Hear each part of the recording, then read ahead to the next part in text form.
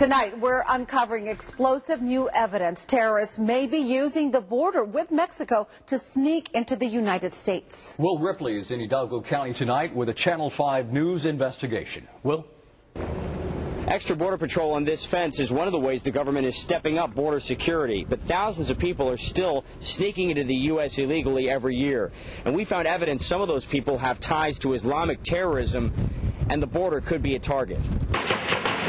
Border violence has Texas law enforcement on alert. Do people on the border have reason to feel nervous right now? I think they do have a reason to feel nervous. It's not just the cartels they're nervous about.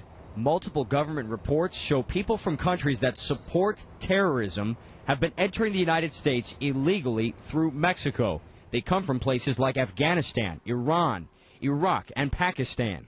It's real. It's still real. It's still happening. Zapata County Sheriff Sigifredo Gonzalez Jr. worries the cartels are teaming up with terrorists. He's not alone. This congressional report says Middle Easterners, some with ties to Islamic terrorism, are buying fake documents with Hispanic-sounding last names to blend in on the border. The report says Middle Easterners are paying the cartels $50,000 a person to get smuggled into the U.S. The sheriff says for that kind of cash, the cartels will move anything. You can bring in 1,000 pounds. Somebody wanted at one time. How simple would it be to bring in a suitcase full of a dirty bomb?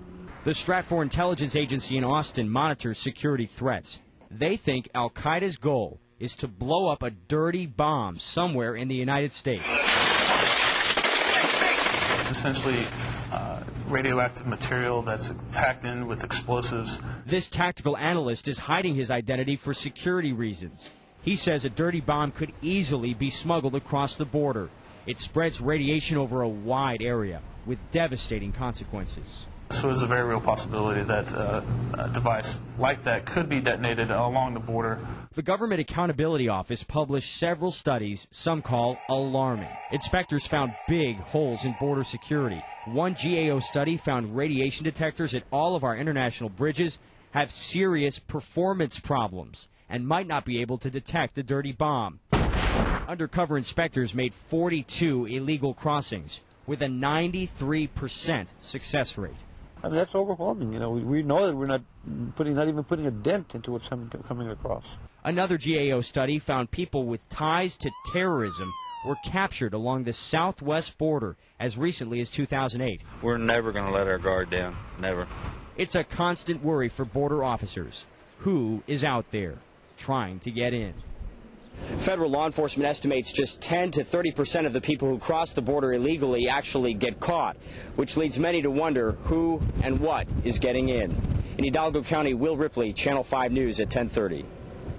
Channel 5 News began investigating this threat in 2006. 4 years ago, we told you about what some people call terrorist clothing found right here in South Texas.